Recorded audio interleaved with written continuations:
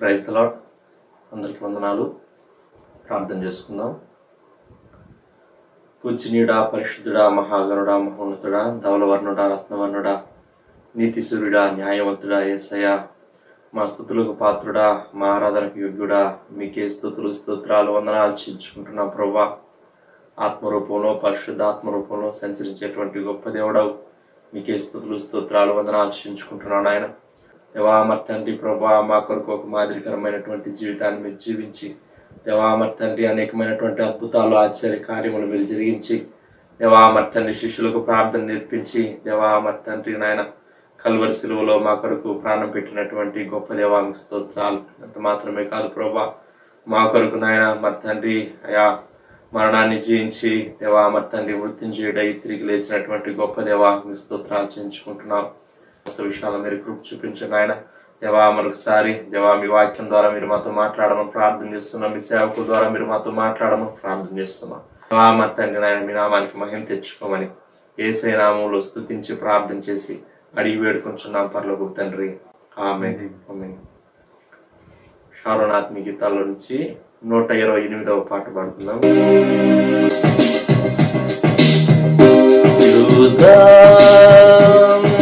స్తుతి గోత్రపు సింహమా యేసయ్యా, నా ఆత్మీయ ప్రగతి స్వాధీనమా. యూదా స్తుతి గోత్రపు సింహమా యేసయ్యా, నా ఆత్మీయ ప్రగతిని స్వాధీనమా. నీవే కదా నా ఆరాధనా, ఆరాధనా స్తుతి ఆరాధనా, ఆరాధనా స్తుతి ఆరాధనా. నీవే కదా నా ఆరాధనా, ఆరాధనా స్తుతి ఆరాధనా, ఆరాధనా స్తుతి ఆరాధనా. నీ ప్రజల నెమ్మదికై రాజాజ్ఞ మార్చింది నీవేనని, నీ ప్రజల నెమ్మదికై రాజాజ్ఞ మార్చింది నీవేనని. అవమును వనచి అధికారులను అదముల చేసిన నీకు, అహమును వనచి అధికారులను అదముల చేసిన నీకు, అసాధ్యమైనది ఏమున్నది, అసాధ్యమైనది ఏమున్నది, అసాధ్యమైనది ఏమున్నది, అసాధ్యమైనది ఏమున్నది. యూదా స్తుతి గోత్రపు సింహమా యేసయ్యా, నా ఆత్మీయ ప్రగతి స్వాధీనమా. నీవే కదా నా ఆరాధనా, ఆరాధనా స్తుతి ఆరాధనా, ఆరాధనా స్తుతి ఆరాధనా. యథా ప్రకారంగా 91వ కీర్తన చదువుకుందాం ప్రియులారా. మహోన్నతుని చాటున నివసించువాడే సర్వశక్తి నీడను విశ్రమించువాడు, మహోన్నతుని చాటున నివసించువాడే సర్వశక్తి నీడను విశ్రమించువాడు. ఆయనే నాకు ఆశ్రయము, నా కోట, నేను నమ్ముకున్న నా దేవుడని నేను యెహోవాని గురించి చెప్పుచున్నాను. ఆయనే నాకు ఆశ్రయము, నా కోట, నేను నమ్ముకున్న నా దేవుడని నేను యెహోవాని గురించి చెప్పుచున్నాను. వేటకాని ఊరిలో నుండి ఆయన నిన్ను విడిపించును, నాశనకరమైన తెగులు రాకుండా నిన్ను రక్షించును. వేటకాని ఊరిలో నుండి ఆయన నిన్ను విడిపించును, నాశనకరమైన తెగులు రాకుండా నిన్ను రక్షించును. ఆయన తన రెక్కలతో నిన్ను కప్పును, ఆయన రెక్కల క్రింద నీకు ఆశ్రయం కలుగును. ఆయన సత్యము కీడెమును డాలునై ఉన్నది. ఆయన తన రెక్కలతో నిన్ను కప్పును, ఆయన రెక్కల కింద నీకు ఆశ్రయం కలుగును. ఆయన సత్యము కేడము డాలునై ఉన్నది. రాత్రి వేళ కలుగు భయమునకైనను, పగటి వేళ ఎగురు బాణమునకైనను, రాత్రి వేళ కలుగు భయమునకైనను, పగటి వేళ ఎగురు బాణమునకైనను, చీకటిలో సంచరించే తెగులునకైనను, మధ్యాహ్నం మందు పాడు చేయు రోగమునకైనను నీవు భయపడుకుందువు. చీకటిలో సంచరించు తెగులకైనను, మధ్యాహ్నం మందు పాడిచ్చే రోగమునకైనను నీవు భయపడకుందు. నీ ప్రక్కన 1000 మంది పడినను, నీ కుడి పక్కన 10,000 మంది కూలినను అపాయం నీ యొద్దకు రాదు.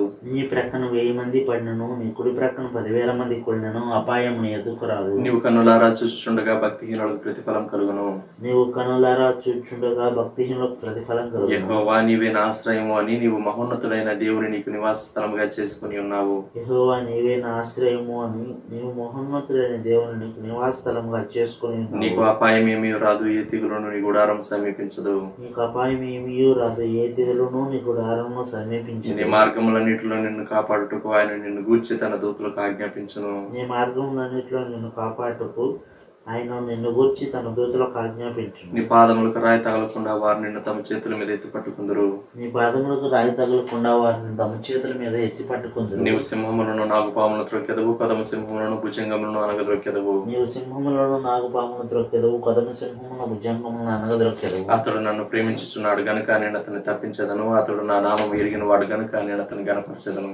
అతడు నన్ను ప్రేమించుచున్నాడు గనుక నేను అతన్ని తప్పించదను, అతడు నా నామం ఎరిగిన వాడు గనుక నేను అతను గనపరచెదను. అతడు నాకు మొరపెట్టగా నేను అతనికి ఉత్తరం ఇచ్చేదను, శ్రమలో నేను అతనికి తోడై ఉండేదను, అతను విడిపించి అతన్ని గొప్ప చేసేదను. అతడు నాకు మొరపెట్టగా నేను అతనికి ఉత్తరం ఇచ్చేదను, శ్రమలో నేను అతనికి తోడై ఉండేదను, అతను విడిపించి అతని గొప్ప చేసేదను. దీర్ఘాయు చేత అతనిని తృప్తిపరచెదను, నా రక్షణ అతనికి చూపించేదను. దీర్ఘాయువు చేత అతను తృప్తిపరచెదను, నా రక్షణ అతనికి చూపించేదను. ఆమేన్. దేవుని వాక్యం విందాం ప్రియులారా. దైవజనులు బానాంటి గారు వచ్చి మనకు దేవుని వాక్యాన్ని అందిస్తారు. రక్షకుడైన యేసుక్రీస్తు నామంలో మీకు శుభములు తెలియజేస్తున్నాను. దేవుని వాక్యాన్ని ధ్యానం చేసుకుందాం. అది ఆదికాండము 32వ అధ్యాయం 26వ వచనం. తెల్లవారుచున్నది గనుక నన్ను పోనిమ్మనగా అతడు, నీవు నన్ను ఆశీర్వదించితేనే గాని నిన్ను పోనీయనెను. ప్రార్థన. పరిశుద్ధ ప్రభా, ప్రేమగల దేవ, మీ హృదయపూర్వకమైన స్తుతులు స్తోత్రాలు చెల్లించుకుంటున్నాం. భోజనపు బల్ల చుట్టూరా మేము చేరి ఉన్నాం. బలమైన ఆహారాన్ని మీరు మాకు అందించండి, మా ఆత్మలను పోషించండి, మమ్మల్ని నూతన పరచండి అయ్యా. మా ముందున్న విశ్వాస యాత్ర కొరకు మమ్మల్ని సిద్ధపరచండి. అవసరాలైన నన్ను కృపలో జ్ఞాపకం చేసుకోండి అయ్యా. మీ ఆత్మతో అభిషేకించండి తండ్రి. పొందుమని ముందున్న సమయం అంతటిని ఆశీర్వదించమని యేసు నామములోనే ప్రార్థిస్తున్నాం తండ్రి, ఆమేన్. ఆదికాండము 32వ అధ్యాయంలో యాకోబు జీవితంలో నుంచి ఒక బలమైన అంశాన్ని మనం ఆలోచన చేయబోతున్నాం. యాకోబు యొక్క ఆ జీవితంలో ఒక స్టేజ్, ఒక దశ లేక ఒక సమయం వచ్చేటప్పటికి తాను తనకున్న సమస్తమును తనకు కలిగినదంతయు అని రాయబడింది 32వ అధ్యాయం 23వ వచనంలో. తనకు కలిగినదంతయు పంపివేసి తాను ఒక్కడే మిగిలి తాను దేవునితో అక్కడ పెనుగులాడుతున్నట్లుగా మనం చూస్తాం. దేవునితో తాను పోరాడుతున్నాడు, లేక దేవుని సన్నిధిలో తాను మరి ఆ స్ట్రగుల్ అవుతున్నాడు, ఆ బ్రతిమలాడుతున్నాడు. ఎందుకు అని గనక మనం ఆలోచన చేస్తే 26వ వచనంలో రాయబడింది, నీవు నన్ను ఆశీర్వదించితేనే గాని నిన్ను పోనీయను అని చెప్పింది. యాకోబు తన జీవితంలో ఆ వివిధ దశలలో చాలా విషయాలను సాధించుకుంటూ వచ్చాడు, చాలా సులభంగా సాధించుకుంటూ వచ్చాడు. ఉదాహరణకి తన అన్న యొక్క జ్యేష్ఠత్వాన్ని చాలా సులువుగా ఒక గిన్నెలో కొంచెము మరి చిక్కుడుగాయ కూర వేసిచ్చి దాన్ని సాధించేసుకున్నాడు. వాళ్ళ తండ్రి దగ్గరికి వెళ్ళి వాళ్ళ అమ్మ తయారు చేసిన బలమైన చక్కని రుచి కలిగిన ఆహారం తీసుకొని వెళ్ళి చాలా సులువుగా తండ్రి యొక్క ఆశీర్వాదాన్ని తీసుకున్నాడు. తన మామ దగ్గరికి వెళ్ళిన తర్వాత లాబాను ఇంటిలో సహా చాలా సులువుగా తనకున్న లోక సంబంధమైన మెలకువలతో ఆస్తిని సంపాదించుకున్నాడు. విస్తారంగా తాను దీవించబడ్డాడని రాయబడి ఉంటది. ఆదికాండంలో 30వ అధ్యాయం 43వ వచనంలో ఇలా రాయబడింది, ఆ ప్రకారము ఆ మనుష్యుడు అత్యధికముగా అభివృద్ధి పొంది విస్తారమైన మందలు, దాసీలు, దాసులు, ఒంటెలు, గాడిదలు కలవాడాయను. యాకోబు చాలా సులువుగా తాను అత్యధికముగా అభివృద్ధి పొందాడు. విస్తారమైన అంటే లెక్కలేనన్ని, లెక్కించలేనంత విస్తారమైన సంపద, మందలు, దాసీలు, దాసులు, ఒంటెలు, గాడిదలు ఇలాగా తాను సంపాదించుకున్నాడు. అయితే తన జీవితంలో తాను ఒక్కదాని కోసం మాత్రం చాలా ఒక ఆశతోటి తాను పెనుగులాడినట్లుగా పోరాడినట్లుగా మనం చూడబోతున్నాం. ఉదయకాల సమయంలో మనం ఆలోచించబోతున్న అంశం ఏంటంటే Jacob's passion for real blessing. నిజమైన ఆశీర్వాదము కొరకు యాకోబు యొక్క ఆ యొక్క తాపత్రయాన్ని గురించి మనం ఈ ఉదయకాలం ఆలోచన చేయబోతున్నాం. ప్యాషన్ అనే దానికి ఆ డిక్షనరీ ఇచ్చిన అర్థాలు ఏంటంటే ఎర్నెస్ట్ ఎంతూజియాజం, చాలా నిజమైన ఒకలాంటి ఆశ, ఆ తాపత్రయం, ఈగర్ డిజైర్, చాలా బలమైన కోరిక, ఒక జీల్, తన ఎఫర్ట్ అంతా దానిలోనే పెడుతున్నాడు. ఏ వెరీ స్ట్రాంగ్ లైకింగ్, విపరీతమైన ఆశ, విపరీతమైన ప్రేమ, విపరీతమైన కోరిక ఆ యాకోబు దేవుని యొక్క ఆశీర్వాదం మీద కలిగి ఉన్నాడు. అందుకే ఆ జేకబ్స్ యొక్క ప్యాషన్ గురించి మనం ఉదయకాలం ఆలోచన చేయబోతున్నాం. అయితే ఈ అంశాన్ని గురించి ధ్యానం చేయకపోయే మునుపు, లేక ఈ అంశాన్ని ధ్యానిస్తూ ఉండగా what is your passion for అనే దాని గురించి కూడా మనం సైమల్టేనియస్ గా ప్యారలల్ గా ఆలోచన చేసుకుంటూ వస్తాం. యాకోబు తన జీవితంలో కలిగిన ప్యాషన్ ను గురించి, ఆ యొక్క వెరీ స్ట్రాంగ్ లైకింగ్, తనకి దేని మీద ఆశ ఉందో దాని గురించి ఆలోచిస్తూ ఉండగా ఈ ఉదయం నీకు దేని మీద ఉంది ప్యాషన్? మొట్టమొదటిగా యాకోబు జీవితంలో నుంచి యాకోబు యొక్క ప్యాషన్ గురించి మనం ఆలోచన చేయబోతున్నాం. తనకు కలిగిన జ్యేష్ఠత్వాన్ని సంపాదించుకున్నాడు, తండ్రి దీవెన సంపాదించుకున్నాడు, లాభాన్ని మోసం చేసి విస్తారమైన పశు సంపద, మందలు, దాసదాసీలను సంపాదించుకున్నాడు. అయినా తనకి అందులో తృప్తి లేదు. తనకున్న ఒక ప్యాషన్ ఏంటంటే to earn, to receive the real blessing of God. ప్రియమైన దేవుని బిడ్డలారా, మన జీవితాల్లో కూడా మనము కలిగి ఉండవలసిన ప్యాషను దేవుని యొక్క ఆశీర్వాదం కొరకు మనం తాపత్రయపడాలి. ఎందుకు దేవుని ఆశీర్వాదం మనకు కావాలి అని కనుక మనం ఆలోచన చేస్తే, మొదటి దినవృత్తాంతాల గ్రంథము 17వ అధ్యాయం 27వ వచనంలో ఇలా రాయబడింది. చూడండి, మొదటి దినవృత్తాంతాల గ్రంథము 17వ అధ్యాయం 27వ వచనంలో దావీదు తన మాటల్లో చెప్తున్నాడు. First Chronicles chapter 17 and verse 27. యెహోవా నీవు ఆశీర్వదించిన ఎడల అది ఎన్నటికిని ఆశీర్వదింపబడి ఉండును. దావీదు చెప్తున్నాడు, దావీదు అంటున్నాడు, దేవా ఇఫ్ యూ బ్లెస్, నీవు దీవిస్తే, నీ చేత దీవించబడితే అది ఎన్నటికి దీవించబడినట్లే. ఎందుకంటే దేవుడు మనిషిలాగా ఇచ్చి తీసుకునేవాడు కాదు. దేవుడు మనిషిలాగా కొంతకాలం ఇచ్చి తర్వాత తీసేసుకునేవాడు కాదు. చెంచలుడు కాదు, ద్విమనస్కుడు కాదు. ఆయనలో గమనాగమనముల వలనైన ఏ విధమైన చెంచలత్వం ఆయనలో లేదు. ఒకసారి ఆయన ఆశీర్వదిస్తే ఇక ఆశీర్వాదం ఎప్పటికీ నిలబడిపోద్ది. దావీదు అందుకే అంటున్నాడు, యెహోవా నీవు ఆశీర్వదించిన యెడల ఆశీర్వాదం ఎన్నటికీ ఉండిపోతుంది. దావీదు యాకోబు జీవితంలో దేవుని యొక్క నిజమైన ఆశీర్వాదం యొక్క ఆ యొక్క ప్రశస్తత, ఆ యొక్క గొప్పతనం తాను గుర్తించాడు. అందుకే తాను యెబ్బోకు రేవు దగ్గర తనకు కలిగినదంతటినీ తాను ఆ రేవు దాటించేసి తనకున్న పశు సంపద, తాను ప్రేమించిన భార్యలు, ఉపపత్నులు, దాసదాసీలను దాటించి తాను నిజమైన ఆశీర్వాదం కోసం ఒక రియల్ ప్యాషన్తో దేవునితో పెనుగులాడుతున్నాడు. రాత్రి ప్రారంభమైంది ఆ పెనుగులాట తెల్లవారే వరకు జరుగుతూ ఉన్నది.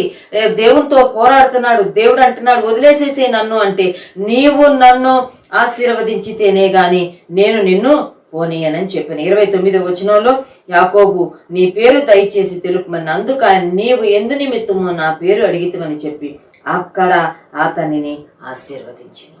యాకోబు దేవుని యొక్క ఆశీర్వాదం పొందారు. ఉదయకాల సమయంలో మనం కూడా ఇటువంటి రియల్ ప్యాషన్ కలిగి ఉన్నాం. దేవా నువ్వు నన్ను ఆశీర్వదించు, నీవు నన్ను దీవించు, నీ దీవెన నాకు కావాలి అని మనం అడగాల్సిన వారంగా ఉన్నాం. అపోస్తలుడైన పౌలు ఎఫెసీ పత్రిక 1వ అధ్యాయం 3వ వచనంలో మరి దేవుని యొక్క ఆశీర్వాదం యొక్క అసమానతను గురించి తాను ఒక చక్కని అద్భుతమైన స్టేట్మెంట్ తానిస్తున్నాడు. ఎఫెసీ పత్రిక 1వ అధ్యాయం 3వ వచనంలో ఇలా వ్రాయబడింది, మన ప్రభువైన యేసుక్రీస్తు యొక్క తండ్రి యగు దేవుడు స్తుతింపబడును గాక, ఆయన క్రీస్తు యేసు నందు పరలోక విషయములలో ఆత్మ సంబంధమైన ప్రతి ఆశీర్వాదమును అనుగ్రహించును. దేవుని యొక్క ఆశీర్వాదము తన కుమారుడైన యేసుక్రీస్తు ద్వారా అది ప్రత్యక్షపరచబడింది. అది ఈరోజు నీవు నేను అందుకోవడానికి ఆయన తన కుమారుని మన కోసం పంపించాడు. ఆయన కుమారుని ద్వారా నీవు నేను ఆశీర్వదించబడడానికి యేసుక్రీస్తులో ఉన్న ఆశీర్వాదం లేక దేవుని యొక్క ఆశీర్వాదం యొక్క ప్రత్యేకత ఏంటంటే ఇట్ ఈస్ హెవెన్లీ. అది పరలోక సంబంధమైన ఆశీర్వాదం. ఇది ఇట్స్ నాట్ వరల్డ్లీ, లోక సంబంధమైనది కాదు, ఇది భూ సంబంధమైన ఆశీర్వాదం కాదు. అందుకే యాకోబు తన జీవితంలో ఒక దశ వచ్చేటప్పుడు గుర్తించాడు, నాకు ఈ లోక సంబంధమైన దీవెన కాదు, ఇది లోకం బట్టికే ఆగిపోద్ది. ఈ భూ సంబంధమైన దీవెన ఈ భూమి మీద ఉన్నంత కాలం బట్టికే ఆగిపోద్ది. నాకు తర్వాత కూడా కావాలి. Even for eternity I want to be blessed. నిత్యత్వం వరకు నిత్యత్వం కొరకు కూడా నేను దీవించబడాలని కోరుకున్నాడు. అందుకే దేవునితో పోరాడాడు. ఇక్కడ పౌలు స్పష్టంగా చెప్తున్నాడు, యేసుక్రీస్తునందు పరలోక విషయములలో ఆత్మ సంబంధమైన ప్రతి ఆశీర్వాదమును ఆయన మనకు అనుగ్రహించను. బిడ్డలకు మనం దీవెనలు ఇవ్వగలమేమో, లేక బిడ్డలను మనం చాలా రీతిలుగా మనం వృద్ధిలోనికి తెచ్చామనుకుంటామేమో. అవి ఏదన్నా చేస్తే భూ సంబంధంగా మెటీరియలిస్టిక్ గా వరల్డ్లీగా వాళ్ళని మనం లిఫ్ట్ చేయగలమేమో, కానీ పరలోక విషయాలలో దీవించవలసింది దేవుడు మాత్రమే. రెండోది, మానసికంగా మెంటల్ గా ఫిజికల్ గా వాళ్ళని మనం బ్లెస్ చేయొచ్చేమో, కానీ ఆత్మీయ రంగంలో ఆధ్యాత్మికంగా వాళ్ళని ఆశీర్వదించాలంటే అది ప్రభు దగ్గర మాత్రమే ఉన్నది. కనుక మనము ప్రభు దగ్గరికి రావాల్సిన వారం ఉన్నాం, మన బిడ్డలను కూడా ప్రభు దగ్గరికి తీసుకురావాల్సిన వారం ఉన్నాం. ప్రభు ఆత్మ సంబంధమైన పరలోకపు ఆశీర్వాదాలు మా బిడ్డలకు దయచేయి, మా కుటుంబాలకు దయచేయి, మా సంఘానికి దయచేయమని ఆ రియల్ ప్యాషను నీవు నేను కలిగి ఉండాల్సిన వారంగా ఉన్నాము. అపోస్తల కార్యాలు 3వ అధ్యాయంలో నిజమైన ఆశీర్వాదాన్ని గురించి ఒక నిర్వచనం అక్కడ రాయబడింది. పేతురు తన ప్రసంగంలో చెప్తున్నాడు. చూడండి, అపోస్తల కార్యాలు 3వ అధ్యాయం 26వ వచనం. దేవుడు తన సేవకుని పుట్టించి మీలో ప్రతి వానిని వాని దుష్టత్వము నుండి మళ్లించుట వలన మిమ్మును ఆశీర్వదించుటకు ఆయనను మొదట మీ యొద్దకు పంపెను.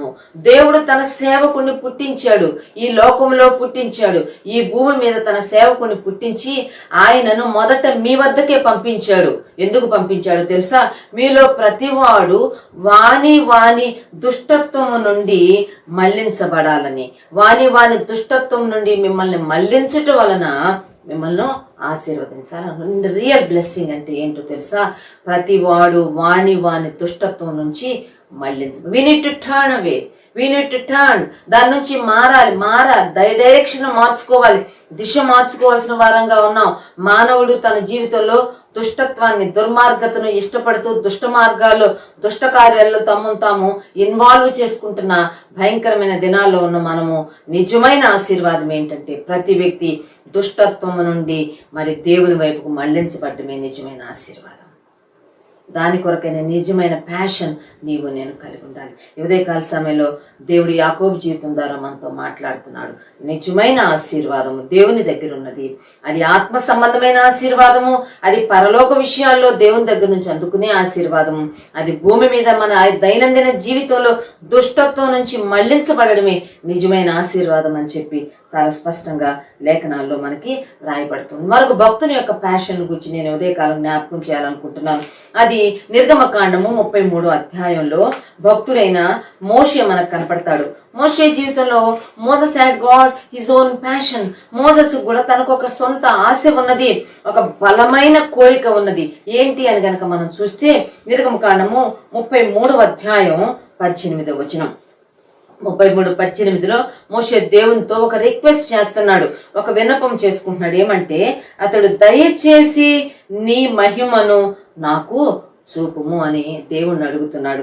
Let me see thy glory అని అడుగుతాను. దేవా, నీ మహిమను నాకు చూడాలని ఉంది. I want to see your glory. నీ మహిమను నాకు చూడాలనిపిస్తుంది, నాకు నీ మహిమను చూపించని మోషే దేవుణ్ణి అడుగుతూ ఉన్నాడు. అంతకుముందే మోషే సీనాయి కొండ మీద తాను 40 దినాలు గడిపాడు, దేవునితో ఉన్నాడు. తాను దేవుని దగ్గర నుంచి రాతి పలకల మీద 10 ఆజ్ఞలు వ్రాసిస్తే అవి తెచ్చుకున్నాడు. But again he wants to see God's glory. ఆ ప్రభు యొక్క ముఖదర్శనం చేసుకుంటూ ప్రభు యొక్క మహిమను తాను చూడాలనుకుంటున్నాడు. ప్రభు సన్నిధిలో ఉన్న ఆ మహిమ కాంతిని ప్రభావాన్ని తాను అనుభవించాలనుకున్నా. Let me see thy glory అని ప్రభుని అడుగుతున్నాడు. అయితే గొప్ప విషయం ఏంటంటే దేవుడు మోషేకు చెప్పాడు, నీవు ఒక బండ సందులో దాగి ఉండుము, నేను దాటి వెళ్ళిన తర్వాత నా వెనక భాగాన్ని చూద్దు, నువ్వు ముఖాముఖిగా దాన్ని చూడలేవు అని చూపించాడు. కానీ తిరిగి నెక్స్ట్ చాప్టర్లో 34వ అధ్యాయంలో కనుక మనం చూస్తే దేవుడు మోషేను మరలా సీనాయి కొండ మీదకి పిలుచుకొని 40 దినాలు తనతో సహవాసం చేయించి అక్కడ దేవుని యొక్క మహిమ మోషేకు సమృద్ధిగా కనుపరచబడింది. ఎంతగా తాను దేవుని యొక్క మహిమను చూచాడంటే దేవుని యొక్క మహిమ మోషే యొక్క ముఖము మీద అది రిఫ్లెక్ట్ అయినట్టుగా మనం చూస్తాము. మోషే ముఖము మీదకు దేవుని మహిమ దిగి వచ్చింది. దానివల్ల మోషే యొక్క ముఖ చర్మము ప్రకాశించిందంట. హిస్ ఫేస్ వాజ్ షైనింగ్, అది చాలా ప్రకాశించింది. చూడండి నిర్గమకాండం 34వ అధ్యాయం 29వ వచనంలో, తన ముఖ చర్మము ప్రకాశించిన సంగతి మోషేకు తెలిసి ఉండలేదు. తన ముఖము ప్రకాశిస్తా ఉన్నది. తిరిగి 30వ వచనంలో కూడా అతని ముఖ చర్మము ప్రకాశించెను. 35వ వచనంలో కూడా మోషే ముఖ చర్మము ప్రకాశించెను. Let me see thy glory అని దేవుణ్ణి మోషే అడిగితే దేవుడు మోషే ఆశ ఎలాగూ తీర్చాడంటే, మరి దేవుని మహిమను చూడడం మాత్రమే కాదు, దేవుని మహిమను తాను రిసీవ్ చేసుకున్నాడు. దేవుని మహిమ తన ముఖం మీద ఇట్ వాజ్ రిఫ్లెక్టింగ్, అది ప్రతిబింబిస్తా ఉంది. అది దాన్ని చూడలేకపోయారు. ఆ తర్వాత ప్రజలు కొండ మీద నుంచి దిగొస్తే మోషే ముఖం మీద ఉన్న దేవుని మహిమ యొక్క రిఫ్లెక్షన్ ని చూడలేకపోయారు. ఆ ముఖాలు అప్పుడు మోషే ముఖం మీద ముసుగు వేసుకోవాల్సి వచ్చిందంట. దీని గురించి అపోస్తలుడైన పౌలు కొరింథీ పత్రిక 2వ కొరింథీ పత్రిక 3వ అధ్యాయం 12వ వచనంలో చాలా స్పష్టంగా రాశాడు. అది మోషే ముఖము మీద అది దేవుని మహిమ అని తాను అక్కడ రాస్తా వస్తాడు. చూడండి 2వ కొరింథీ పత్రిక 3వ అధ్యాయం 12వ వచనంలో ఇలాగ రాయబడింది, మోషే తగ్గిపోవచ్చున్న మహిమ యొక్క అంతమును ఇశ్రాయేలీలు తేరి చూడకుండునట్లు మోషే తన ముఖము మీద ముసుగు వేసుకునేను. మోషే తన ముఖం మీద ఎందుకు ముసుగు వేసుకున్నాడంటే తన ముఖము మీద ఉన్న దేవుని మహిమ అది తగ్గిపోతూ ఉన్నది. తగ్గిపోతూ ఉన్న దేవుని మహిమ యొక్క అంతాన్ని, ఆ ముగింపునే ఇశ్రాయేలీలు చూడలేకపోయారంట. మోషే ముసుగు వేసు కనుక ఉదయకాల సమయంలో ద ప్యాషన్ ఆఫ్ మోసెస్, మోషే యొక్క ఆశ ఏంటంటే దేవుని మహిమను చూడాలని. ప్రియమైన దేవుని బిడ్డలారా, can we see God's glory? మనం దేవుని మహిమను చూడగలమా? మరి ఆనాడైతే మోషే దేవుని సన్నిధిలో అడిగాడు, కోరాడు, తాపత్రయపడ్డాడు, దేవుడు ఆశ తీర్చాడు. మరి అలాగే మరి యాకోబు యొక్క ఆశ దేవుడు తీర్చాడు. యాకోబు మీద ఉన్న ఆశీర్వాదం సామాన్యమైన దీవెన కాదు. యాకోబు దీవించబడ్డాడు. యాకోబు 12 మంది కుమారులు దీవించబడ్డారు. యాకోబు 12 మంది గోత్రాలు ఒక రాజ్యంగా అయితే ఆ రాజ్యం దీవించబడింది. ఆ దీవెన కొనసాగుతూనే వచ్చింది. యాకోబులో నుంచే యోధా వచ్చాడు. యోధాలో నుంచి రాజదండం వచ్చింది. ఆ రాజదండము దేవుని కుమారుడైన యేసుక్రీస్తు ద్వారా ప్రత్యక్షపరచబడింది. కనుక ఆ నిజమైన ప్యాషన్ దేవునిలో తీర్చబడుతుంది. యాకోబు యొక్క కోరిక తీర్చబడింది. మరి అలాగే మోషే యొక్క కోరిక కూడా తీర్చబడింది. దేవుని మహిమను తాను రిసీవ్ చేసుకున్నాడు. యోహాను సువార్త 11వ అధ్యాయంలో కనుక మనం వస్తే మనము కూడా దేవుని మహిమ చూడడానికి దేవుడు ఒక చిన్న రహస్యాన్ని బయలుపరుస్తున్నాడు. యోహాను సువార్త 11వ అధ్యాయంలో బేతనీలో ఉన్న మరియా మాత లాజరు యొక్క కుటుంబం మనకు కనబడుతుంది. లాజరు చనిపోయాడు, సమాధి చేయబడ్డాడు. యేసు ప్రభు కొంచెం ఆలస్యంగా వచ్చాడు. అప్పటికే సమాధి చేయబడి 4 రోజులు అయిపోయింది. ప్రభు రాగానే చాలా బాధపడతారు. ప్రభు నీవు ఇక్కడ ఉండుంటే మా సహోదరుడు చనిపోయి ఉంటాడు. ఏం పర్వాలేదు, ఎక్కడ సమాధి చేశారో చూపించండి. సమాధి వద్దకు వెళ్ళారు. అక్కడ ప్రభు ఒక చక్కని మాట అంటారు. యోహాను సువార్త 11వ అధ్యాయంలో 40వ వచనంలో మార్తతో ప్రభు ఒక మాట అంటున్నాడు. మార్త, నీవు నమ్మిన ఎడల దేవుని మహిమను చూతువని నేను నీతో చెప్పలేదా అని ఆమెతో అనేను. నీవు నమ్మిన ఎడల దేవుని మహిమను చూస్తావు. If we can trust him, we too can see God's glory. దేవుని మనం నమ్మితే దేవుని మహిమను మనం చూడగలం. దేవుడు తన మహిమ గల కార్యాలు మన జీవితంలో చేయడానికి ఆయన ఇష్టపడుతున్నాడు. దేవుడు తన మహిమను మన జీవితాల్లో ప్రత్యక్షపరచడానికి ఆయన ఇష్టపడుతున్నాడు. అందుకే దేవుడు అక్కడ మహిమను పొందినట్లుగా మనం చూస్తాం. చనిపోయి సమాధి చేయబడిన లాజరు బయటకు వచ్చాడు. ప్రేత వస్త్రాలతో చుట్టుపడిన లాజరు బయటకు వచ్చినప్పుడు వారు వస్త్రాలు తీశారు, అతనికి బలమైన ఆహారం పెట్టారు. అతడు తిరిగి తర్వాత యేసు ప్రభుతో పాటు విందులో కూర్చున్నట్లుగా మనం చూస్తాం. అప్పటి నుంచి అంటే ప్రజలు బేతనీలో యేసు ప్రభు యొక్క వాక్యం వినటానికి మాత్రమే కాదు కానీ మరణంలో నుంచి తిరిగి లేచి సజీవుడైన లాజర్ను కూడా చూడడానికి వస్తా వచ్చినారంట. తండోపతండాలుగా వచ్చారంట. దేవుణ్ణి వారు మహింపరుస్తూ వచ్చారు. కనుక ఉదయకాల సమయంలో నిజమైన అసలు శిష్యులైన సరైన ఆశయాలు కోరికలు కలిగి ఉండటానికి మనం తీర్మానం చేసుకున్నాం. కోరహు కుమారుల దగ్గరకు కూడా వెళ్తే 42వ కీర్తన మొదటి వచనంలో 84వ కీర్తన మొదటి 2 వచనాల్లో అక్కడ కూడా కోరహు కుమారుల యొక్క ప్యాషన్ గురించి చాలా స్పష్టంగా రాయబడింది. కోరహు కుమారులు అంటే కోరహీయులు లేక కోరహు సంతతి వారు. మరి 70 సంవత్సరాల చెరకాలంలోకి వెళ్ళిపోయారు వారు. తమ యొక్క తోటి వారి యొక్క అజ్ఞానాన్ని బట్టి వారి యొక్క దుష్ట కార్యాలను బట్టి వారు చెరలోకి వెళ్ళిపోయినప్పుడు ఆ చెరలో ఉన్న శేషము దేవునికి నమ్మకంగా ఉన్న వారిలో కోరహు కుమారులు ఉన్నారు. వాళ్ళు రాసిన కీర్తనలో వాళ్ళ యొక్క passion for church, for the fellowship, దేవుని ప్రజలతో సహవాసాన్ని వాళ్ళు మిస్ అవుతూ 42వ కీర్తన మొదటి వచనంలో ఇలాగంటారు, దుప్పి నీటి వాగుల కొరకు ఆశపడినట్లు దేవా నీ కొరకు నా ప్రాణము ఆశపడుచున్నది, నా ప్రాణము దేవుని కొరకు ఆశపడుచున్నది, జీవము గల దేవుని కొరకు ఆశపడుచు ఉన్నది. ఇది కోరహు కుమారుల యొక్క ప్యాషన్. ఒక దుప్పి నీటి వాగుల కొరకు ఆశపడినట్లు మంచి నీరు దొరికేదాకా దుప్పి ఎంత దూరమైనా పరిగెత్తుతుందంట, ఎంత వేగంగా అయినా పరిగెత్తుతుందంట తన తృష్ణ తీర్చుకునేదాకా.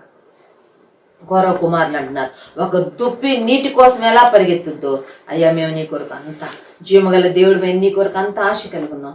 మేము గత స్మృతులలోనే జీవించేస్తున్నాం. గతంలో మేము దేవుని మందిరానికి వెళ్ళిన సందర్భాలు, జన సమూహంతో పాటు పండుగ చేసుకోవడానికి సమూహంగా నీ మందిరానికి వచ్చిన ఆ దృశ్యాలు, ఆ సంఘటనలు గుర్తు చేసుకుంటున్నాం. చాలా ఎగ్జైట్ అవుతున్నాం. అయితే మా ఆశ, మా కోరిక ఏంటంటే నీ సన్నిధికి మేము రావాలి. దేవుని పట్ల వారుకున్న బలమైన కోరికను ఇక్కడ కోరహు కుమారులు ఎక్స్ప్రెస్ చేస్తున్నట్టుగా మనం చూస్తాం. తిరిగి 84వ కీర్తనలో కూడా అది కూడా కోరహు కుమారులే రాశారు. అంటారు, అయ్యా నీ యొక్క నివాసములు ఎంత రమ్యంగా ఉన్నాయి, సైన్యములకు అధిపతిగా యెహోవా యొక్క నివాసములు రమ్యములుగా ఉన్నవంటూ 2వ వచనంలో యెహోవా మందిరావరణములను చూడవలనని నా ప్రాణము ఎంతో ఆశపడుచున్నది, అది సొమ్మసిల్లుచున్నది, జీవము గల దేవుని దర్శించుటకు నా హృదయము నా శరీరము ఆనందంతో కేకలు వేయచ్చు. నీ మందిరాన్ని చూడాలని, నీ మందిర ఆవరణములను చూడాలని, నిన్ను దర్శించుకోవడానికి నా హృదయము, నా ప్రాణము, నా శరీరము ఆనందంతో కేకలు వేయుచున్నది, ఆశపడుచున్నది అన్నారు. కనుక ఉదయకాల సమయంలో ప్రభు పట్ల ఒక మంచి నిజమైన ఆశ, నిజమైన ప్రేమ దేవుని పట్ల, ఏదో ఎవరి కోసం ఎవరినో తల్లిదండ్రులు సంతోష పెట్టాలని బిడ్డలు, లేకపోతే భార్యను సంతోష పెట్టాలని భర్తను సంతోష పెట్టాలని బిడ్డలు, లేక సంఘ పెద్దలను సంతోష పెట్టాలి, ఇంకెవరి కోసమో కాదు. మనం దేవుని మందిరానికి రావాల్సింది, మనం దేవుని సన్నిధికి రావాల్సింది, మనం దేవుని కాంక్షించాల్సింది ఒక రియల్ ప్యాషన్తో, ఆయనను ఒక జీవము గల దేవుడిగా గుర్తిస్తూ, నిజమైన దేవుడిగా, సత్యవంతుడైన దేవుడిగా, నీ రక్షణకు, నీ విశ్వాసమునకు, నీ నిరీక్షణకు, నీ ఆదరణకు కర్తగా గుర్తిస్తూ ఆయన మనం ప్రేమించాల్సిన వారం. అంశంలోనికి మనం వెళ్దాం. చూడండి, 2వ అంశంలో మనం చూడబోతున్న విషయం ఏంటంటే the vision of a believer. విశ్వాసి కలిగి ఉండవలసిన ఆ ప్రత్యక్షత, దర్శనాన్ని గురించి లేకపోతే దృష్టిని గురించి మనం ఆలోచన చేయబోతాం. మొదటి అంశము the passion. What is your passion for? నీ యొక్క ప్యాషన్, నీ యొక్క దృష్టి దేని మీద ఉన్నది? దేనిని నీవు దృష్టించుతున్నావు? ఏది నీ యొక్క దర్శనంగా ఉన్నది? సామెతల గ్రంథము 29వ అధ్యాయం 18వ వచనంలో ఇలా రాయబడింది, దేవోక్తి లేని ఎడల జనులు కట్టులేక తిరుగుదురు అని రాయబడింది. దేవోక్తి లేకపోతే ఇంగ్లీష్లో ఇంకా కొంచెం ఈజీగా ఉంది, అర్థమయ్యేటట్టుగా ఉంది. Where there is no vision people perish అని రాయబడింది. దర్శనము లేని చోట, దేవుని యొక్క ప్రత్యక్షత నీకు అందకపోతే, దేవుని ప్రత్యక్షతలు, దేవుని యొక్క రెవల్యూషన్స్ లేని చోట జనులు కట్టులేక తిరుగుతారు.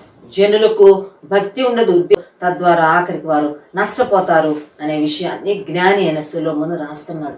కనుక ఉదయకాల సమయంలో మన ప్యాషన్, మన విజన్ ఎలాగున్నది అని ఆలోచించు. How is your vision? నీ దృష్టి ఎలాగున్నది? ఒకవేళ మనం చెప్పొచ్చు, I'm not talking about the physical vision, మన యొక్క భౌతికమైన దృష్టిని గురించి నేను మాట్లాడటం లేదు. మరి నానా రకాల పరిస్థితులు మనం లోకంలో చూస్తుంటాం. కొంతమంది దృష్టి మాంద్యం కలిగి ఉంటాం, ఐసైట్ దెబ్బతిన్నవారు, లేక వయసును బట్టి దృష్టి మాంద్యం రావడం, ఏజ్ని బట్టి ఇలా మనకు కనబడతాయి. అయితే ఇక్కడ మనం మాట్లాడుకుంటుంది, it's not about the physical vision, it's not about the physical sight, how we see, అది కాదు మనం మాట్లాడుకుంటుంది. We are talking about the spiritual insight, spiritual vision. మన ఆత్మ సంబంధమైన దృష్టి ఎలాగున్నది, మనం ఆ ఆత్మీయ విషయాలను చూడగలుగుతున్నామా అనే దాని గురించి మనం ఉదయకాలం రెండవ అంశంగా ఆలోచన చేయబోతున్నాం. ఒక భక్తుడు ఒక పాట ఇలా రాశాడు, ప్రభు యేసు నా రక్షక, నొసగు కన్నులు నాకు నిరతము, నేను నిన్ను చూడాలి. I want to see you.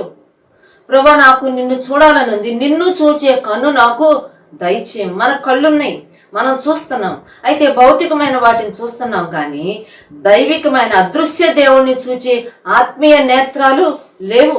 మన మనోనేత్రాలు వెలిగించబడాల్సి ఉన్నాయి. ఎఫ్సి పత్రిక 1వ అధ్యాయంలో ఎఫ్సి సంఘం కొరకు ప్రార్థన చేస్తూ అంటాడు, మీ మనోనేత్రాలు వెలిగింపబడినందున నేను కొన్ని విషయాలు మీతో నేను షేర్ చేసుకుంటున్నాను, మీరు ఇంకా అనేక విషయాలు మీరు డెవలప్ అవ్వాలని నేను కోరుకుంటున్నానని పౌలు ప్రార్థన చేస్తాడు వారి పక్షం. కనుక మన యొక్క భౌతిక నేత్రాలతో పాటు మన మనోనేత్రాలు వెలిగించబడాలి. మన స్పిరిచువల్ విజన్ గురించి మనం కన్సర్న్ కలిగిన వారంగా ఉండాలి. చూడండి, యెషయా గ్రంథం 6వ అధ్యాయంలో కనుక మనం చూస్తే, ప్రవక్త అయిన యెషయా తన ఒక దర్శనాన్ని పొందాడు. ఒక స్పిరిచువల్ విజన్, ఒక స్పిరిచువల్ ఇన్సైట్ తాను సంపాదించుకున్నాడు. ఏంటి ఆ విజన్ అని కనుక చూస్తే, ఒకరోజు తాను కలిగిన దర్శనం ఏంటంటే 6వ అధ్యాయం యెషయా గ్రంథము 1వ వచనం, రాజైన ఉజ్జియా మృతి నొందిన సంవత్సరమున అత్యున్నతమైన సింహాసనమందు ప్రభువు ఆసీనుడయుండగా నేను చూచితిని. భౌతికమైన పరిస్థితులు ఏంటంటే, ఆనాటి ఇజ్రాయేలీల రాజు, యూదుల రాజు ఉజ్జియా చనిపోయి ఉన్నాడు. ఉజ్జియా రాజు చనిపోయాడు. నెక్స్ట్ రాజరికం ఎవరికి వెళ్తుంది, ఎవరు రాజ్యాన్ని పరిపాలన చేస్తారు, ఆ రాజకీయ పరిస్థితులు ఎలా ఉంటాయి, దేశ పరిస్థితులు ఎలా ఉంటాయి అని అందరూ ఆందోళన చెందుతున్న పరిస్థితులలో మరి యెషయాకు దేవుడికి చూపించిన దర్శనం ఏంటంటే, రాజులు మారుతారు, అధికారులు మారుతారు, ప్రభుత్వాలు మారుతాయి, కానీ దేవాది దేవుడు అత్యున్నతమైన సింహాసనం మీద ఆయన ఆసీనుడై ఉన్నాడు. God is on the throne, he is reigning, he is ruling. ఆయన యొక్క సింహాసనం స్థిరమైనది, ఆయన యొక్క రాజ్యం శాశ్వత రాజ్యము, ఆయన తరతరాలు పరిపాలన చేస్తాడనే ఒక గొప్ప దర్శనాన్ని దేవుడు యెషయాకు అందించినట్టుగా మనం చూస్తాం. అత్యున్నతమైన సింహాసనం మీద దేవుడు ఆసీనుడై ఉండడం, ఆయన చుట్టూరా మరి శరాపులు నిలిచి ఉండటం, వారు ఆయన స్తుతిస్తున్నట్టుగా కూడా తాను ఒక గొప్ప దర్శనాన్ని పొందాడు. కనుక ప్రభువును చూచే ఆ దృష్టి యెషయాకు దొరికింది. వృద్ధుడైన యోహాను దగ్గరికి గనక మనం వెళ్తే, శిష్యుడైన యోహాను తన వృద్ధాప్యంలో మరి యేసుప్రభు యొక్క 2 మంది అపోస్తలులలో ఆఖరిగా చనిపోయింది అపోస్తుడైన యోహాను. యోహాను తన వృద్ధాప్యంలో తనను చంపాలని ఎంతో ప్రయత్నం చేశారంట, తాను చచ్చిపోలేదు. అసలు సలసలా కాగుతున్న నూనెలో ముంచి లేపితే కూడా చనిపోలేదంట యోహాను. ఇక ఈ చనిపోయేటట్లు లేదని చెప్పి ఆయన్ని పద్మస్ ద్వీపానికి తరుముకుంటా వెళ్ళారంట. కాలిన శరీరంతో ఉన్న వృద్ధుడైన యోహాను తరుముకుంటా వెళ్ళి పద్మస్ ద్వీపంలో పడేసి వచ్చారు. ఆ పనిష్మెంట్ ఏరియాలో, ఆ ప్రాంతంలో వేసేస్తే అక్కడ తాను ఒక స్పిరిచువల్ విజన్ తాను సంపాదించుకున్నట్టుగా చూస్తాం. భౌతికంగా ముసలాడు, ఒళ్ళంతా గాయాలు, మేబీ దృష్టి మాంద్యం కూడా వచ్చేసి ఉంటుంది. అయితే తను చూడండి, యోహాను ప్రకటన గ్రంథం 1వ అధ్యాయంలో 12-13 వచనాల్లో, ఇది వినగా నాతో మాట్లాడుచున్న స్వరమేమిటో అని చూడ తిరుగగా 7 సువర్ణ దీపస్తంభములను, ఆ దీపస్తంభముల మధ్యను మనుష్య కుమారుని పోలిన ఒకనిని చూచితిని. ఫిజికల్ సైట్ పోయి ఉంటుందేమో, కళ్ళల్లో కూడా నూనె పడిపోయి ఉంటుంది, గుడ్డివాడు ఆల్మోస్ట్ అయిపోయి ఉంటాడేమో, కానీ తన స్పిరిచువల్ ఇన్సైట్ చాలా బాగుంది, స్పిరిచువల్ విజన్ చాలా బాగుంది. అది డివైన్ ఇన్సైట్ చాలా బాగుంది, డివైన్ సైట్ బాగుంది, దైవికమైన దృష్టి. పద్మస్ ద్వీపంలో తాను వృద్ధుడు గాయాలతో ఆత్మవశుడై ప్రభు దినాన తాను ఉండగా తాను ఒక దర్శనం పొందాడు. అందులో తనకు ఒక స్వరం వినపడుతుంది. ఏంటబ్బా ఎవరబ్బా అని వెనక్కి తిరిగి చూస్తే మనుష్య కుమారుని 7 దీపస్తంభాల మధ్య మనుష్య కుమారుని పోలిన ఒక్కరిని తాను చూచి ఆ మనుష్య కుమారుని తాను వర్ణించినట్లుగా వివరించినట్లుగా మనం చూస్తాం. ప్రియమైన దేవుని బిడ్డలారా, ఉదయకాల సమయంలో మన స్పిరిచువల్ విజన్ చాలా ఇంపార్టెంట్. మన ఆధ్యాత్మిక దృష్టి చాలా ఇంపార్టెంట్. ఒకవేళ భౌతికమైన దృష్టి మాంద్యం వచ్చినా పర్వాలా, దృష్టి లోపం వచ్చినా పర్వాలా, దృష్టిని కోల్పోయినా పర్వాలేదేమో, కానీ ఆధ్యాత్మికమైన దర్శనాన్ని, ఆధ్యాత్మికమైన దృష్టిని నీవు నేను కాపాడుకోవాలి. ప్రభు చూపించే విషయాలు చూడగలగాలి, ప్రభు కనుపరిచే వాటిని అందుకోగలగాలి. ఆ ప్రత్యక్షత గల మనస్సు మనం కాపాడుకోవాలి. అందుకే పౌలు గారు ఎఫ్సి సంఘానికి రాసిన 1వ అధ్యాయం 19వ వచనంలో మీకు దేవుడు జ్ఞానమును ప్రత్యక్షతయు గల మనస్సు ఇవ్వాలని నేను మీ కొరకు ప్రార్థన చేస్తున్నాను అంటాడు. ప్రత్యక్షత గల మనస్సు, స్పిరిట్ ఆఫ్ డిజర్న్మెంట్, విషయాలను వివేచించగలిగిన మనస్సు, సంగతులను సంగతులుగా దైవ దృష్టితో దైవ కోణంలో చూడగలిగిన మనస్సు మీరు కలిగి ఉండాలని నేను మీ నిమిత్తము ప్రార్థన చేస్తున్నానని చెప్పి పౌలు చెప్తున్నట్టుగా మనం ఆదికాండం 22వ అధ్యాయంలో కనుక మనం వెళ్తే అబ్రహాము అప్పటికి కనీసం 100 సంవత్సరాలు ఎప్పుడో దాటిపోయి దానికి ఇంకో 15-16 సంవత్సరాలు వేసుకున్న 116 సంవత్సరాల వయసున్న అబ్రహామును దేవుడు చెప్పాడు, అబ్రహాము నీవు మోరియా దేశానికి వెళ్ళు, అక్కడ నేను చూపించబోయే పర్వతాలలో ఒక చోట నీకున్న ఒక్కడే కుమారుడు, నీవు మిక్కిలిగా ప్రేమిస్తున్న నీ కుమారుడిని నాకు దహన బలిగా అర్పించాలని చెప్పాడు. సరే ప్రభు అని తను బయలుదేరాడు. వాజ్ ఓల్డ్ ఇనఫ్, ముసలోడైపోయాడు. కొడుకుని తీసుకుని బయలుదేరాడు, పనివారిని తీసుకున్నాడు, కట్టెలు నిప్పు అన్ని తీసుకుని బయలుదేరాడు, కత్తి కొడుకుని. అయితే తన దృష్టి అంతా ఎక్కడుందంటే దేవుని యొక్క నడిపింపు కొరకు ఎదురు చూస్తున్నాడు. దేవుని యొక్క నడిపింపు మీద, దేవుని యొక్క రెవల్యూషన్ మీద తాను దృష్టి నిలుపున్నాడు. కొంత దూరం వెళ్ళేటప్పటికి ఆదికాండం 22వ అధ్యాయం 4వ వచనం వచ్చేటప్పటికి అక్కడ దేవుడు తనకు చూపించాడంటే, ఇదిగో చూడండి 4వ వచనం, 3వ నాడు అబ్రహాము కన్నులెత్తి దూరము నుండి ఆ చోటు చూచెను. ఏ చోటు చూచెను?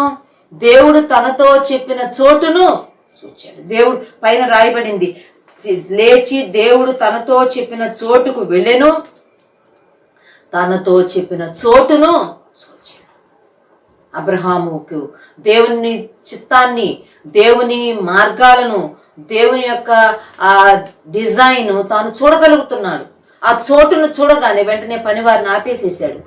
ఆ పర్వతం మేమెక్కాలి, నేనెక్కాలి, నేను నా కుమారుడు, మీరు రావడానికి వీల్లేదు, వాళ్ళని ఆపేశాడు. తాను బయలుదేరి పైకి వెళ్ళాడు. బలిపీఠం కట్టాడు, కుమారుని బలిపీఠం మీద పండబెట్టాడు, తాళ్లతో కట్టాడు. తాను దేవునికి చెప్పిన మాట చొప్పున, దేవుడు తనకు చెప్పిన మాట చొప్పున, దేవుడి దగ్గర తాను అందుకున్న రెవల్యూషన్ చొప్పున, ప్రత్యక్షత చొప్పున తాను కార్యాన్ని చేయడానికి పూనుకున్నాడు. తన చేతితో కత్తి ఎత్తి తన కుమారుడైన మరి ఇస్సాకును వధించబోయే మునుపు ఆకాశం నుంచి స్వరం వినపడింది, అబ్రహామా అబ్రహామా ఇంక నీవు ఆగు. 11వ వచనం, అందుకు అతడు చిత్తము ప్రభువా నేను 12లో ఆ చిన్న వాని మీద చేయి వేయకుము, అతని నేమియో చేయకు. నేను చెప్పాను బయలుదేరొచ్చా, నేను చెప్పాను చేస్తున్నాను, ఇప్పుడు తిరిగి నేను చెప్తున్నాను చేయి వేయకుము, ఆపివేయి. అబ్రహాం ఒబేడ్ గాడ్, దేవునికి లోబడ్డాడు. దేవుడు చూపిస్తుంది చేస్తున్నాడు. వెంటనే తనకు దేవుడు చూపించిన మరొకటి తాను చూడగలిగాడు. 13వ వచనంలో అప్పుడు అబ్రహాము కన్నులెత్తి చూడగా పొదలో కొమ్ములు కొని ఉన్న ఒక పొట్టేలు వెనుక తట్టున కనబడెను. అబ్రహాము వెళ్ళి ఆ పొట్టేలును పట్టుకుని తన కుమారునికి మారుగా పెట్టి దహన బలిగా అర్పించాను. అబ్రహాము దేవుని చిత్తాన్ని చూస్తున్నాడు. అబ్రహాము దేవుని చిత్తంలో నడుస్తున్నాడు. కారణం ఏంటంటే he could maintain his vision. తన దర్శనాన్ని, తన ప్రత్యక్షతను తాను కాపాడుకుంటున్నాడు. ఉదయకాల సమయంలో మనం కూడా ఎందుకు రక్షించబడ్డామో, ఎందుకు దేవుని చేత దర్శించబడ్డామో వాటిని మనం మర్చిపోవడానికి వీల్లేదు. ఎందుకంటే ఆ విజన్ పోయిందంటే we will lose our souls. మన ప్రాణాలు, మన ఆత్మను మనం నష్టపరుచుకుంటామనే విషయాన్ని మనం జ్ఞాపకం పెట్టుకోవాలి. కనుక దేవుని యొక్క దృష్టిని మనం కలిగి ఉండాల్సిన వారంగా ఉన్నాం. దేవుని బిడ్డలారా, ఈ ఉదయకాల సమయంలో ఏమి చూస్తున్నాం? మనం దేని మీద ఉంది మన దృష్టి? శాశ్వతమైన నిత్యమైన వాటి మీద మన దృష్టి నిలుపుదాం. శపితమైన దాని మీద మన దృష్టి ఉంటే మళ్ళిద్దాం. దేవుని ఏర్పాటు కాని దాని మీద సంసోనులాగా ఉంటే దృష్టి మళ్ళిద్దాం. దేవుడు వద్దన్న దాని మీదకి మన ప్రాణం వెళ్తుంటే హవ్వలాగా మన దృష్టి మళ్లించుకుందాం.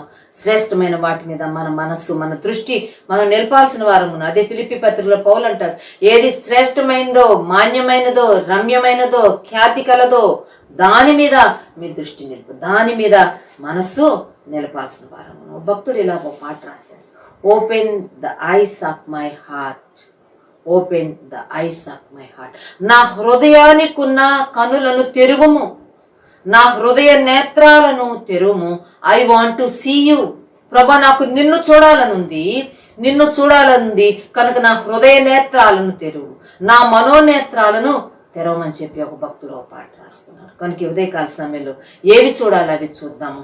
కనుక మన కనుదృష్టి ఎలా ఉన్నదో మనం ఆలోచించుకుంటూ వద్దాం. కనుక what is your passion for? నీ ఆశ, నీ ఆశయాలు, నీ ఆతురత దేని మీద ఉన్నది? రెండోది, హౌ ఈజ్ యువర్ విజన్? నీ దృష్టి ఎలా ఉన్నదో నువ్వు ఆలోచించుకుంటూ రావాలి. నీ దృష్టిని నువ్వు సరి చేసుకోవాలి. ప్రభు నిన్ను ముట్టాలను కోరుకుందాం. 3వ అంశాన్ని చెప్పి నేను ముగిస్తాను. మొదటిది అబౌట్ అవర్ ప్యాషన్, రెండోది రిగార్డింగ్ అవర్ విజన్, మూడోది what is the mission behind our life? మన జీవితాల వెనక ఉన్న మిషన్ ఏంటి, లేక ఉద్దేశం ఏంటి? The purpose behind our life. సామెతల గ్రంథం 16వ అధ్యాయం 4వ వచనంలో ఇలా వ్రాయబడింది. చూడండి, సామెతల గ్రంథం 16వ అధ్యాయం 4వ వచనం, యెహోవా ప్రతి వస్తువును దాని పని నిమిత్తము కలుగ చేసెను. యెహోవా ప్రతి వస్తువును దాని పని నిమిత్తము కలుగు చేయను. ఒక వస్తువును దేవుడు కలుగు చేయడంలోనే దేవునికి ఒక పర్పస్ ఉన్నదంట. God has got a plan. ఒక చెట్టును ఆయన సృష్టించినప్పుడు, ఒక పశువును ఆయన సృష్టించినప్పుడు, ఒక చేపను, ఒక పక్షిని ఆయన సృష్టించినప్పుడు God has got a purpose.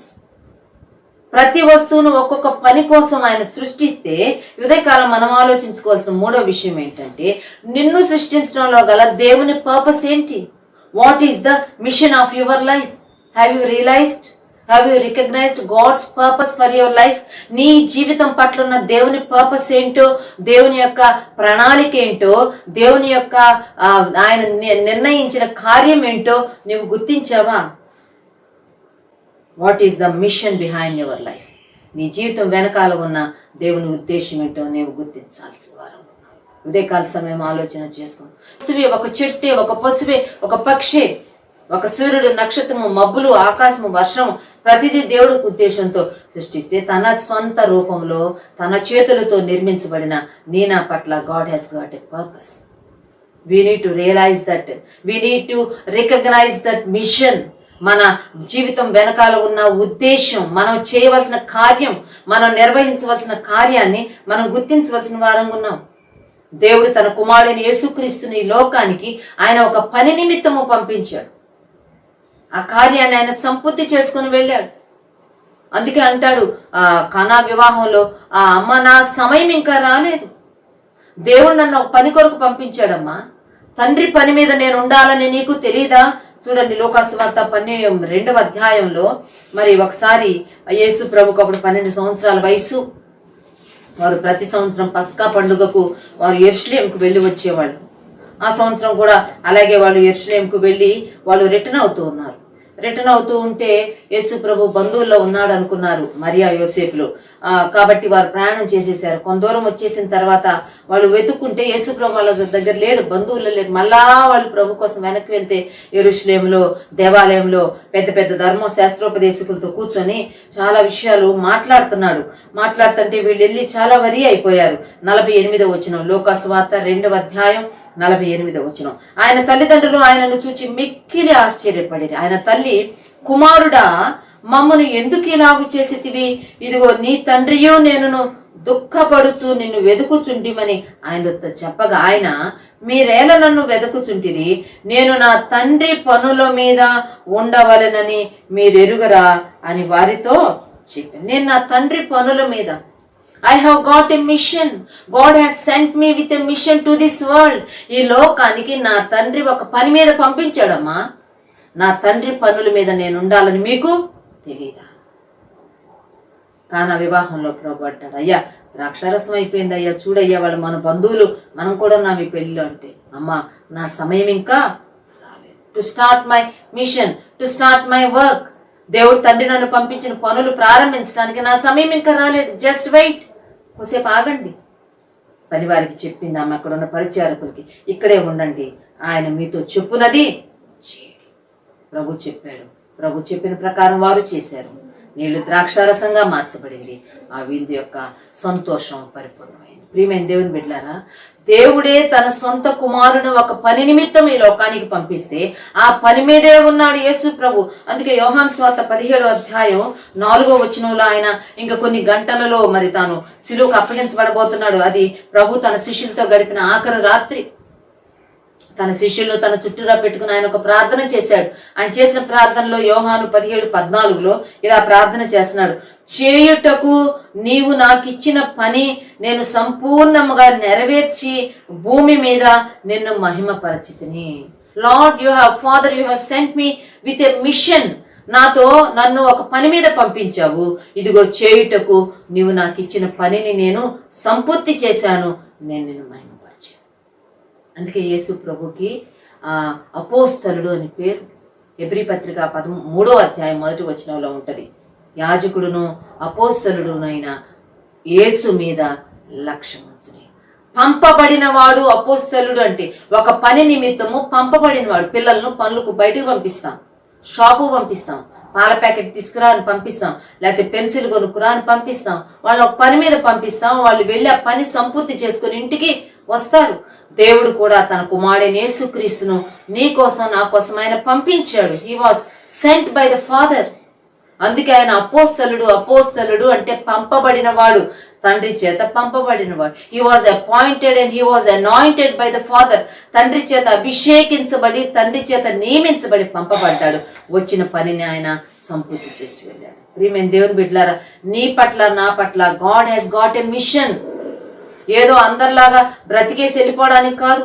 మన జీవితాలను సార్థకం చేసుకోవాల్సిన వారంగా ఉన్నాం. మన జీవితాల యొక్క పరమార్థాన్ని మనం గ్రహించాల్సిన వారంగా ఉన్నాం. ఎందుకు దేవుడు మనల్ని పుట్టించాడో, సృష్టించాడో, రక్షించుకున్నాడో, తన సొంత బిడ్డలుగా చేసుకున్నాడో, ఆ ఉద్దేశాన్ని మనం నెరవేర్చాలి. ప్రియమైన దేవుని బిడ్డలారా, ప్రభు మనల్ని రక్షించుకోవడానికి గల కారణం, ప్రభు మనల్ని ఆకర్షించుకోవడం గల కారణం, పరలోక రాజ్యం సమీపించి ఉన్నదని ప్రకటించడానికి. యేసు ప్రభు రక్షకుడని, ఆయన ద్వారానే రక్షణని, ఆయన ద్వారానే మోక్షమని ప్రకటించాల్సిన బాధ్యత. That's the mission, that's the purpose for our lifes. మన జీవితాల పట్ల ఉన్న దేవుని ప్రణాళిక అది. అదే విషయాన్ని ఆయన బయలుపరుస్తున్నారు. కనుక God has got a mission. దేవుడు మనందరి జీవితాల పట్ల ఆయనకు ఒక పర్పస్, ఆయనకు ఒక ఉద్దేశం ఉన్నది. దాన్ని మనం నెరవేర్చవలసిన వారంగా ఉన్నాం. బూదిగంతముల వరకు మనం ఆయన కొరకు సాక్షులముగా ఉండాలి. యెషయా గ్రంథంలో చాలా చోట్ల రాయబడింది, మీరే నాకు సాక్షులు, యు ఆర్ మై విట్నెసెస్. నేను ఇంకెవరినో ఎక్కడి నుంచో పంపించను, పరలోకం నుంచి నేను ఎవరిని పంపించుకోవటం లేదు. భూమి మీద ఉన్న మీరే నాకు సాక్షులై ఉండాలి. అపొస్తల కార్యంలో వారి యొక్క పరిచర్య ప్రారంభంలో వారి సువార్త ప్రకటించిన చోటల్లా వాళ్ళు అదే మాట చెప్పుకుంటూ వెళ్తారు. మీరు ఆయన్ని సిలువ వేశారు తెలియక, దేవుడు ఆయన మృతుల్లో నుండి లేపాడు, అందుకు మేము సాక్షులు. ప్రభు యొక్క పునరుద్ధానానికి సాక్షులుగా వారు జీవిస్తూ వచ్చారు.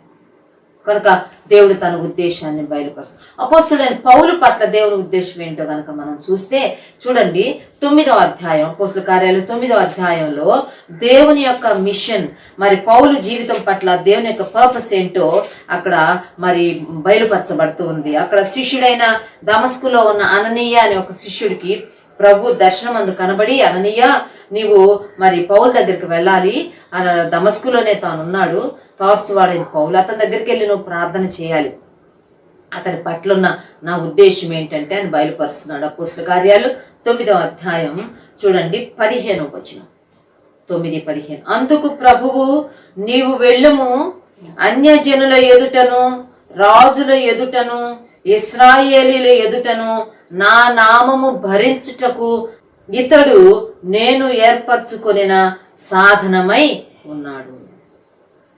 నా అపాయింటెడ్ వెసల్, నేను ఏర్పరచుకున్న సాధనము ఏంటి, నా మిషన్ ఏంటో తెలుసా? పౌలు పట్ల నాకున్న పర్పస్ ఏంటో తెలుసా? తాను 3 ప్రత్యేకమైన జనాంగాల మధ్యలో వాడబడబోతున్నాడు. ఒకటి, నేను తనను మరి అన్య జనులు ఎదుట వాడుకోబోతున్నాను. రెండోది, ఇశ్రాయేలీలు ఎదుట వాడుకోబోతున్నాను. మూడోది, రాజులు ఎదుట నేను. This is my purpose for Paul's life.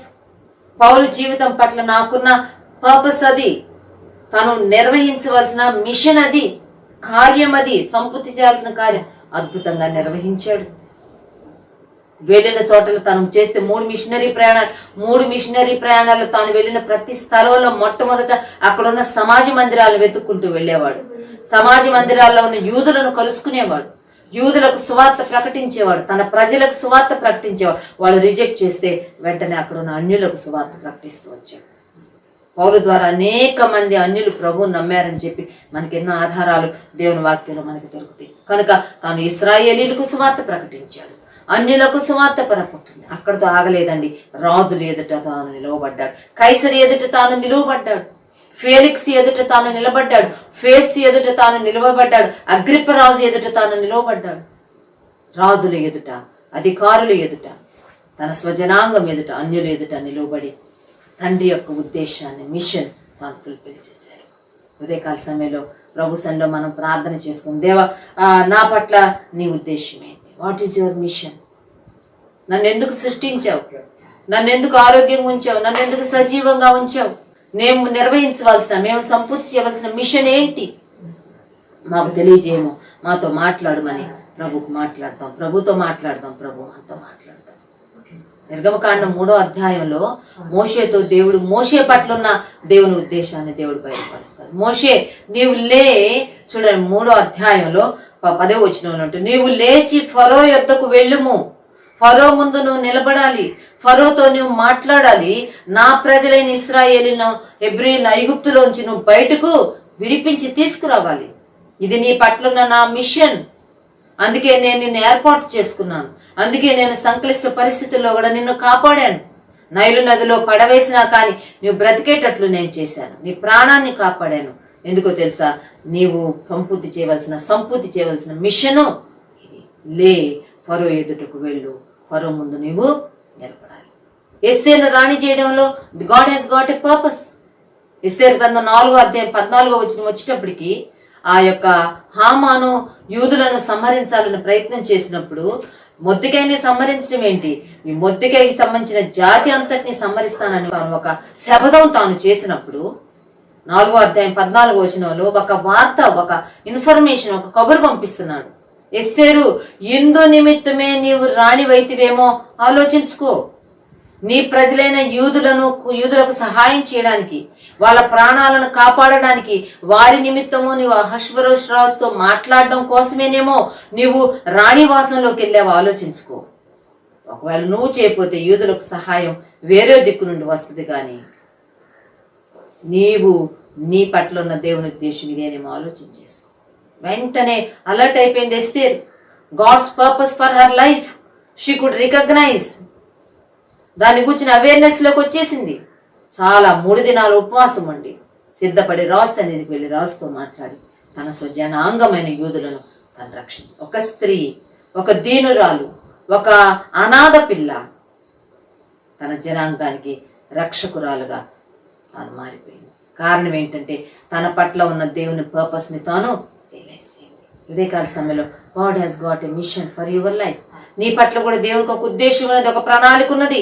దేవుని ఉద్దేశాన్ని నువ్వు గుర్తించు. చాలా సంవత్సరాల క్రితం, సుమారు ఒక 30 సంవత్సరాల క్రితం జాన్ కెనడీ గారు అని ఒక గొప్ప దైవజనుడు యూకే నుంచి వెక్ ఫెలోషిప్ నుంచి ద్వారా తాను భారతదేశానికి మిషనరీగా పంపించబడ్డాడు.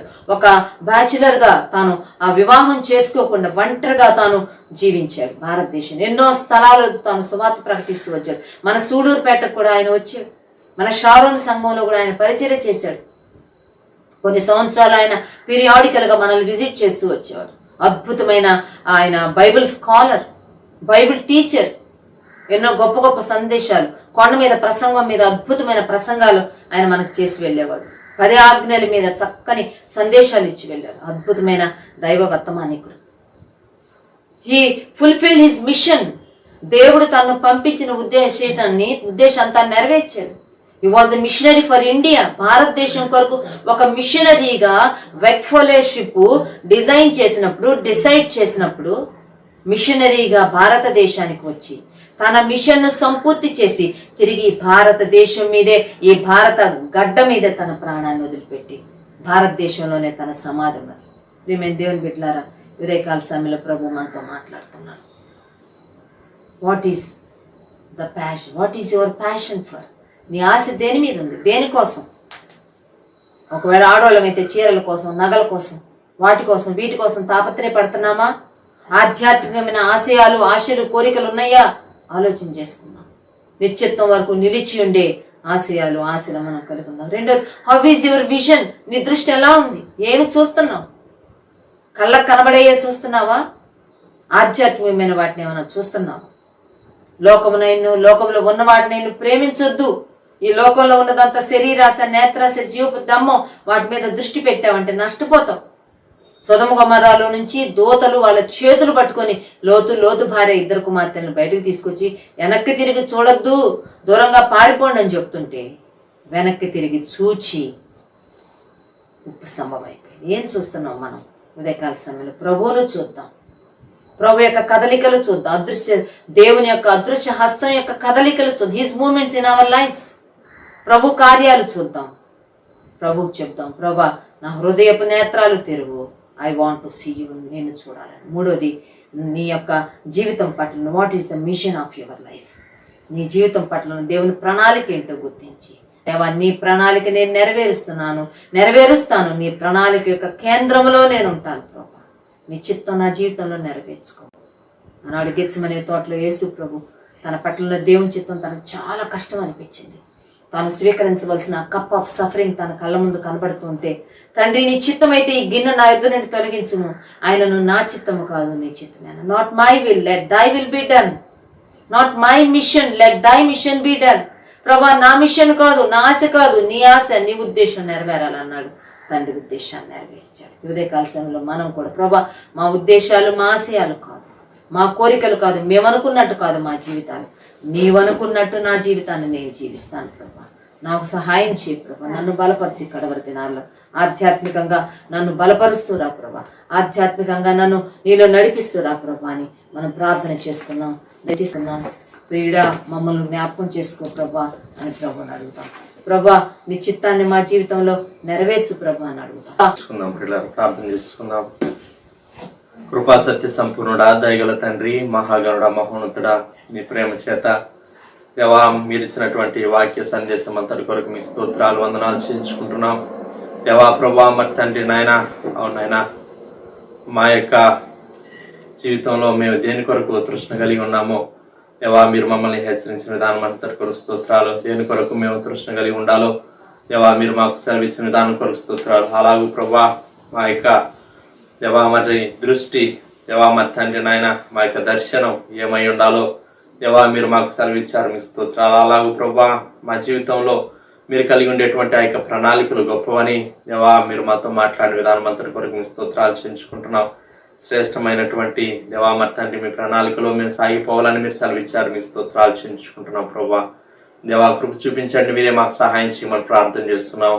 దేవా మరి తండ్రి అవును ప్రభా, యాకోబు అయితే మరి తండ్రి నాయన నీవు నన్ను ఆశీర్వదించితేనే కానీ దేవా నేను నిన్ను విడిచిపెట్టనని దేవా ప్రభా యాకోబు ప్రార్థించినప్పుడు దేవా మరి తండ్రి నిజంగా దీవించబడ్డాడు, ఆశీర్వదించబడ్డాడు. దేవా అందరి బట్టి మీ స్తోత్రాలు చెల్లించుకుంటున్నాను. ఆయన మేము కూడా ప్రభా అట్టి తృష్ణ కలిగి మీ దీవెన కొరకు, మీ ఆశీర్వాదముల కొరకు తృష్ణ కలిగి సాగిపోయేటువంటి గొప్ప మనస్సు దేవా, గొప్ప ఆత్మ, గొప్ప పోరాటం దేవా మేము కూడా చేయడానికి సహాయం చేయమని ప్రార్థన చేస్తున్నాం. మీ స్తోత్రాలు దేవా మరి తండ్రి అవును ప్రభా మరి తండ్రి నాయన మేము మా కుటుంబీకులు మా బంధుమిత్రులు అందరూ కూడా ప్రభా మరి తండ్రి ఆధ్యాత్మిక సంబంధమైనటువంటి దీవెనల కొరకు దేవా ప్రయాసపడేటువంటి వారంగా ఉండడానికి సహాయం చేయమని ప్రార్థన చేస్తున్నాం. మీ స్తోత్రాలు చేయించుకుంటున్నాం. ప్రభా ఆత్మశక్తి బలంతో మమ్మల్ని నింపమని ప్రార్థన చేస్తున్నాం. ఎత్తబడిన వాక్కు మా అందరి హృదయాల్లో మీరే నీరు కట్టి ఫలింపజేయమని ప్రార్థన చేస్తున్నాం. వాక్యం అందించిన అమ్మగారి కొరకు స్తోత్రాలు చేయించుకుంటున్నాను. ఆయన దేవాలయంలో ఏకీపిస్తున్న ప్రతి ఒక్క బిడ్డను మీరు జ్ఞాపకం చేసుకోండి.